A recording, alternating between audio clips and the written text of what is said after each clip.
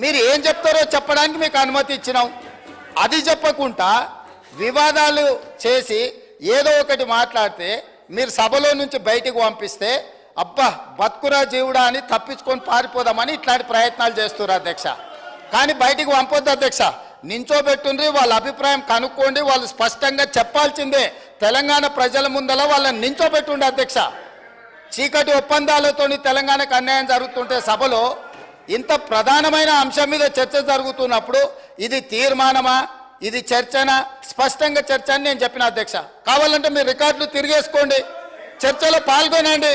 చర్చలో పాల్గొన్న తర్వాత ప్రభుత్వం వైపు నుంచి తీర్మానం ప్రవేశపెట్టాలని ఒకవేళ ప్రభుత్వం అనుకుంటే మీరందరూ సూచన చేస్తే ఈ చర్చను మీరు తీర్మానం కింద ఒకవేళ మలుద్దామా, మీరు యూఆర్ ఎట్ యువర్ ఫ్రీడమ్, మీరు సజెషన్ ఇవ్వండి. గవర్నమెంట్ ఓపెన్ మైండ్తో ఉంది, మీరు ఏమైనా సజెషన్ ఇస్తే తీసుకోవడానికి. అంతే తప్ప ఆయన మంత్రి చేయలే, ఈయన మా నాయన నాకేమో ఇట్లా ఉచితంగా కుర్చీలు ఇచ్చి చదువు రాకపోయినా తీసుకొచ్చి మంత్రులను చేయలే. మా నాయన చదువు రాకపోయినా సంధ్య లేకపోయినా మాకు మంత్రులను చేసి ఇంట్లో కూసబెట్టలే. మేము కష్టపడి కింద నుంచి జిల్లా పరిషత్లో పనిచేసినాం, శాసన మండలిలో పనిచేసినాం, శాసనసభ్యుడిగా పనిచేసినాం, పార్లమెంటు సభ్యుడిగా పనిచేసినాం, ఈరోజు ముఖ్యమంత్రిగా పనిచేస్తున్నాం అధ్యక్ష. ఇదంతా స్వయం కృషితోని కష్టపడి తెలుసుకొని అవగాహన కల్పించుకొని సభలకు వచ్చినాం అధ్యక్ష. అయ్య పేరు తాత పేరు చెప్పుకొని ఇందులోకి రాలేదు.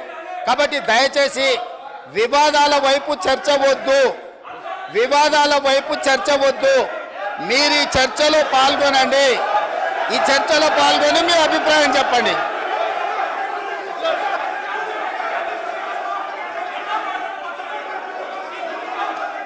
కూర్చోండి కూర్చోండి కూర్చోండి. కౌశిక్ రెడ్డి గారు కూర్చోండి.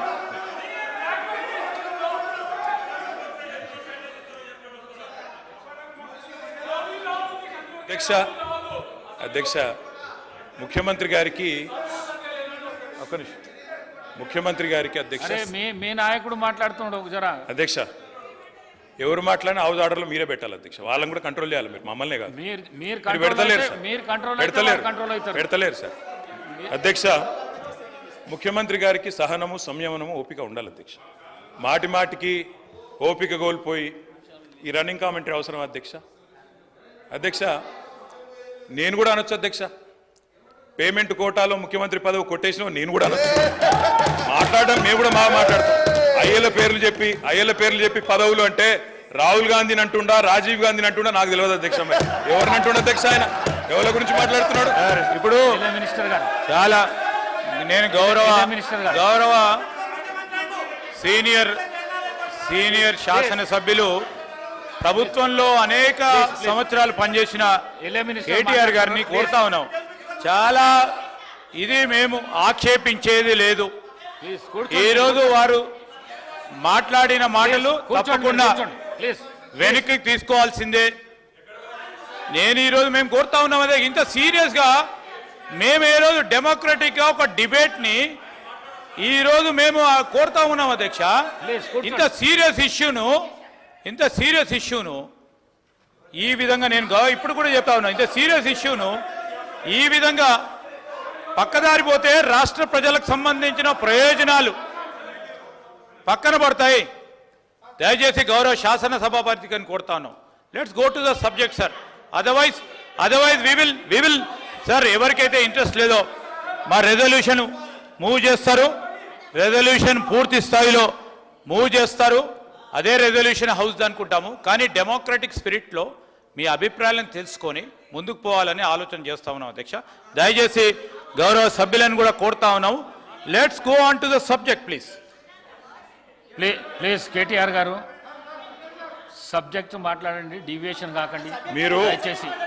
దయచేసి స్పీకర్ సార్, దయచేసి ప్లీజ్. మీరు మా ఒక్కరికి నీతులు చెప్తే కుదరదు సార్, అటు కూడా చెప్పాలి. అక్కడ కూడా సభానాయకుడు కూడా అయ్యల పేర్లు చెప్పుకొని మేనేజ్మెంట్ కోటాలని సభానాయకుడు మాట్లాడొచ్చా? ఇది సంస్కారమా? ప్లీజ్. మరి నేను ఒక సభ్యుడిని, నా హక్కులు కూడా మీరే కదా కాపాడాలా? వారు మాట్లాడినప్పుడు తప్పకుండా సమాధానం చెప్పాలి. అధ్యక్ష నేను ఒకటే చెప్తా ఉన్నాను అధ్యక్ష తమరిని కోరేది, ఈరోజు మేము స్పష్టంగా చెప్తున్నాం, గవర్నమెంట్ ఏదైతే చర్చ ప్రారంభించిందో ఆ చర్చను మేము స్వాగతిస్తున్నాము, 100% సమర్థిస్తున్నామనే మాట నేను చెప్తా ఉన్నా. అయితే ఒకటేమంటే భవిష్యత్తులోనైనా శ్రీధర్ బాబు గారు ఈరోజు మీరు బిజినెస్లో రెజల్యూషన్ అని ఇచ్చారు, భవిష్యత్తులో పెట్టండి. సబ్జెక్ట్ మీద చర్చ ఉంటే ఆ చర్చకు స్టేట్మెంట్ ఇవ్వండి, so that members can come prepared. ఇక అది వదిలేస్తే, ఆ మీమాంస వదిలేస్తే అధ్యక్ష, ఇప్పుడే నేను చెప్పాను అధ్యక్ష, మేము సీరియస్ విషయం కాబట్టి రెజల్యూషన్ సరిగ్గా పెట్టమని చెప్తున్నాను వెంకరెడ్డి గారు. అధ్యక్ష, ఈ రకంగా మంత్రులు డిస్టర్బ్ చేయడం మాటికి పద్ధతి కాదు. సీనియర్ మెంబర్లు ఇదేం పద్ధతి అధ్యక్ష? స్వాగతిస్తున్నామని చెప్తే మళ్ళీ ఈ రకంగా ఇబ్బంది పెట్టడం ఏంది? ఇంత ఓపిక లేదేమో అధ్యక్ష. వెంకటరెడ్డి గారు ప్లీజ్ కూర్చోండి. అధ్యక్ష కూర్చోండి ప్లీజ్, నేను ఇస్తాను కూర్చోండి. అధ్యక్ష మేము క్లియర్ గా చెప్పేది, మేము అధ్యక్ష అధికార పక్షంలో ఉన్నా, ప్రతిపక్షంలో ఉన్నా, ఏ పక్షంలో ఉన్నా మేము తెలంగాణ ప్రజల పక్షం అధ్యక్ష. మేము ఈరోజు ఈ కాంగ్రెస్ ప్రభుత్వం ప్రవేశపెట్టిన ఈ చర్చను ఎందుకు సమర్థిస్తున్నాము, ఎందుకు స్వాగతిస్తున్నామంటే తప్పకుండా రాష్ట్ర విశాల ప్రయోజనాల దృష్ట్యా, రాజకీయ ప్రయోజనాల కంటే కూడా రాష్ట్ర ప్రయోజనాలు ముఖ్యం కాబట్టి, తప్పకుండా రాష్ట్రంలోని ప్రజలకు న్యాయం జరగాలి కాబట్టి, నిన్న కేంద్ర బడ్జెట్లో అన్యాయం జరిగింది కాబట్టి తప్పకుండా ప్రభుత్వం ఈరోజు ఏదైతే చర్చను పెట్టిందో దాన్ని మేము సంపూర్ణంగా స్వాగతిస్తున్నామన్న మాట మళ్ళొక్కసారి చెప్తా ఉన్నా అధ్యక్ష. ఇప్పటిదాకా శ్రీధర్ బాబు గారు మాట్లాడిన మాట, అక్కడ మేము 10 సంవత్సరాల నుండి మేము చెప్పింది అదే అధ్యక్ష, కొత్తదేమీ లేదు. అయితే వారు చెప్పిన దానిలో ఒకటి ఏమన్నారు అధ్యక్ష, వారు తెలంగాణ అన్న పదమే నిన్న బడ్జెట్ స్పీచ్లో వినబడలేదు అన్నారు. వాస్తవం, మీరు చెప్పేది కరెక్ట్ శ్రీధర్ బాబు గారు. ఎందుకు వినబడలేదు అధ్యక్ష? ఆనాడు ఉమ్మడి ఆంధ్రప్రదేశ్లో ఇదే శాసనసభలో తెలంగాణ అన్న పదం నిషేధించారు. ఈరోజు అధ్యక్ష పార్లమెంట్లో తెలంగాణ అన్న పదం లేదు అంటే దానికి కారణం ఒక్కటే అధ్యక్ష, అక్కడ బీఆర్ఎస్ లేకపోవడమే కారణం తప్ప ఇంకోటి కానే కాదు. గులాబీ జెండా ఎగిరినాకనే తెలంగాణ ఇక్కడ మెయిన్ స్టే అయింది, అక్కడ కూడా ఉండేది అధ్యక్ష. ఈరోజు అక్కడ లేదు అధ్యక్ష.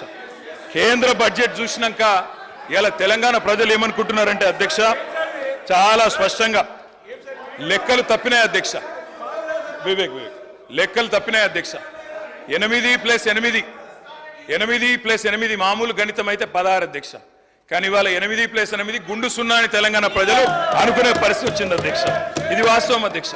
ఎందుకంటే తెలంగాణ గడ్డ మీద పుట్టిన ప్రతి బిడ్డకు కలిగిన భావన నిన్న కేంద్ర ప్రభుత్వ బడ్జెట్ చూసినాక ఈ 10 సంవత్సరాలు ఏదైతే అన్యాయం జరిగిందో అదే అన్యాయం కొనసాగింపుగా ముందుకు పోతా ఉంది అధ్యక్ష. కాకపోతే హాస్యాస్పదం ఏమంటే మమ్మల్ని ఒక మాట అన్నారు అధ్యక్ష. ఏమన్నారు ముఖ్యమంత్రి గారు? ఏమన్నారు అధ్యక్ష? కేసీఆర్ గారు అనవసరంగా పంచాయతీ పెట్టుకున్నారు, ముఖ్యమంత్రిగా కేంద్ర ప్రభుత్వంతో పంచాయతీ పెట్టి కెలికి పంచాయతీలు పెట్టుకొని అనవసర బేసిజానికి వేయండి కాబట్టే 10 ఏళ్లలో ఏం కాలేదు, నేను అందుకే సఖ్యతతో ఉంటా అన్నారు. ఏమన్నారు అధ్యక్ష వారు? ఇక్కడ హైదరాబాద్లో ఒక మీటింగ్లో మోడీ గారు వస్తే ఏమని చెప్పినారు? మాది కేంద్ర ప్రభుత్వంతో ఇప్పటి నుంచి బంధాలు, అనుబంధాలు, సత్సంబంధాలు ఉంటాయి. మోడీ గారు పెద్దన్న లాంటి వారు, బడే బాయ్, నేను చోటే బాయ్ అన్నారు అధ్యక్ష. అన్నాదమ్ముల అనుబంధం మంచి అద్భుతమైన సినిమా పండించిన వేదిక మీద ముఖ్యమంత్రి గారు. మరి ఏమైంది అధ్యక్ష? ఈరోజు ఏం జరిగింది అధ్యక్ష? తన దాకా వస్తే కానీ ఇవాళ శ్రీధర్ బాబు గారు మాట్లాడుతున్నారు సవతి తల్లి ప్రేమ, కక్ష, వివక్ష. మరి మేమేం చెప్పినాం అధ్యక్ష? మేం చెప్పింది కూడా గదే ఇన్ని రోజులు. ఇప్పుడు మీ దాకా వస్తే మీకు తత్వం అర్థమైంది. వాళ్ళు ఎట్లా వ్యవహరిస్తారో, ఎన్నిసార్లు తిరిగినా, ఎక్కే విమానం దిగే విమానం అన్నట్టు 20 సార్లు ఢిల్లీలు దిగినా ఆడ ఏం జరగదన్న విషయం ఇప్పుడు అర్థమైంది మీకు. ఇప్పటికైనా వాళ్ళ తత్వం బోధపడ్డందుకు చాలా సంతోషం అధ్యక్ష. కాకపోతే మాకు మీలాగా కొన్ని అలవాట్లు లేవు. మేము ప్రయత్నం చేసినాం, చాలా పనులు కూడా సాధించినాం. ఏమేమి సాధించినామో కూడా మీకు చెప్తాను. కానీ ఇతరులు సాధించింది మా ఖాతాలో వేసుకునే అలవాటు మాకు లేదు. కేంద్ర ప్రభుత్వం, ఆనాడు రాష్ట్ర ప్రభుత్వం, మేమందరం కూడా కొట్లాడి ఎలివేటెడ్ కారిడార్లు, రక్షణ శాఖ భూములు, ఇవన్నీ మా ప్రభుత్వ హయాంలో వర్క్ జరిగితే కాగితం మీరున్నప్పుడు వస్తే మేము సాధించినామని గొప్పలు చెప్పుకున్నారు. పర్వాలేదు, ఏం పర్వాలేదు. మేము 30,000 ఉద్యోగాలు ఇస్తే మీరు ఇచ్చినారని చెప్పుకున్నారు, అది కూడా పర్వాలేదు. కానీ ఇప్పటికైనా తత్వం బోధపడిందేమో అని చెప్పి నేను భావిస్తా ఉన్నాను. ఇప్పుడు ఆపరేషన్ లేకుండానే మోకాళ్లకు ప్లాస్మా ట్రీట్మెంట్, మీ ఆర్థోపెటిక్ సమస్యలన్నిటికీ రోబోటిక్ టెక్నాలజీ ద్వారా తక్కువ ఖర్చుతో శాశ్వత పరిష్కారం, ఫ్రీ కన్సల్టేషన్, ప్రతి ట్రీట్మెంట్ పై 20% డిస్కౌంట్. ఈ ఆఫర్ కొద్ది రోజులు మాత్రమే, త్వరపడండి. V9 hospitals 9281465842.